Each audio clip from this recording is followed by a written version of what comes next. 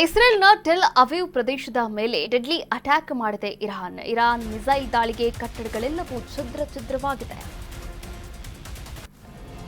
ಇಸ್ರೇಲ್ನ tell Aviv ಮೇಲೆ deadly attack ಮಾಡಿದ ಇರಾನ್ನ ಮಿಸೈಲ್ ದಾಳಿಗೆ ಕಟ್ಟಡಗಳು ಛಿದ್ರ.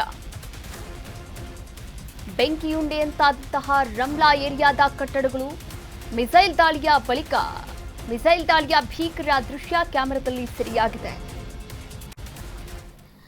ಇರಾನ್ ಮತ್ತು ಇಸ್ರೇಲ್ನ ಒಂದು ಯುದ್ಧ ಮುಂದುವರೆದಿರುವಂಥದ್ದು.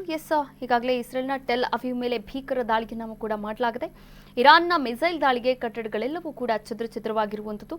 ರಮ್ಲಾ ಏರಿಯಾ ಫುಲ್ ಹೊತ್ತಿ ಉರಿದಿದೆ ಅಂತಾನೆ ಹೇಳ್ಬೋದು. ಇರಾನ್ನ ಮಿಸೈಲ್ ದಾಳಿಗೆ ಕಟ್ಟಡಗಳು ಛಿದ್ರವಾಗಿದ್ದು ಬೆಂಕಿಯುಂಡೆ ಅಂತಾಗಿದೆ ಅಲ್ಲಿನ ರಮ್ಲಾ ಏರಿಯಾದ ಕಟ್ಟಡಗಳು. ಮಿಸೈಲ್ ದಾಳಿಯ ಭೀಕರ ದೃಶ್ಯ ಕ್ಯಾಮೆರಾದಲ್ಲೂ ಕೂಡ ಸರಿಯಾಗಿರುವಂಥದ್ದು. ಸಾಮಾಜಿಕ ಜಾಲತಾಣದಲ್ಲೂ ಕೂಡ ಈ ವಿಡಿಯೋಗಳು ಸಾಕಷ್ಟು ಹರಿದಾಡ್ತಾ ಇರುವಂಥದ್ದು.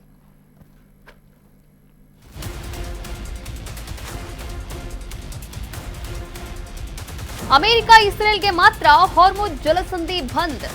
ಇರಾನ್ ವಿದೇಶಾಂಗ ಸಚಿವ ಅಬ್ಬಾಸ್ ಅರಾಕ್ಚಿ ಹೇಳಿಕೆಯನ್ನ ನೀಡಿದ್ದಾರೆ. ಬೇರೆ ಎಲ್ಲಾ ದೇಶಗಳ ಹಡಗುಗಳು ಅಲ್ಲಿಂದ ತೆರಳಬಹುದು. ರಷ್ಯಾ, ಚೀನಾ ನಮ್ಮ ಕಾರ್ಯತಂತ್ರದ ಪಾಲುದಾರರಾಗಿದ್ದಾರೆ.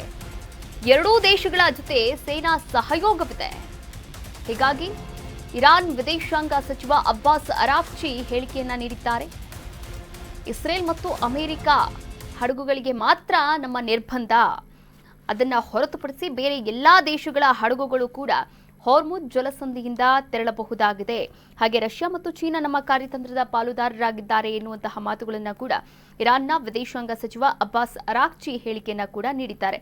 ಒಟ್ಟಾರೆಯಾಗಿ ಇರಾನ್ಗೆ ಯಾವ ದೇಶಗಳು ಸಹಕಾರವನ್ನ ನೀಡ್ತಾ ಇದೆ, ಈ ಸಹಕಾರವನ್ನ ನೀಡುವಂತಹ ಎಲ್ಲಾ ದೇಶಗಳಿಗೂ ಕೂಡ ಹಾರ್ಮುಜ್ ಜಲಸಂಧಿಯಿಂದ ಬರಬೇಕಾಗಿರ್ತಕ್ಕಂಥ ಹಡಗುಗಳು, ಕಚ್ಚಾ ತೈಲವನ್ನ ಸಾಗಿಸುವಂತಹ ಹಡಗುಗಳು, ಅದಕ್ಕೆಲ್ಲವೂ ಕೂಡ ಅವಕಾಶವನ್ನ ಮಾಡಿಕೊಟ್ಟಿದೆ.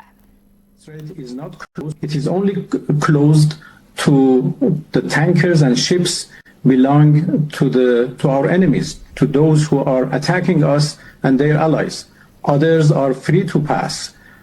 Of course, many of them prefer not because of their security concerns. This has nothing to do with us.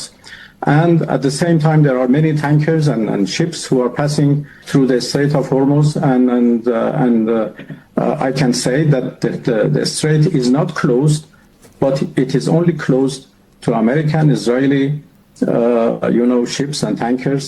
It is only closed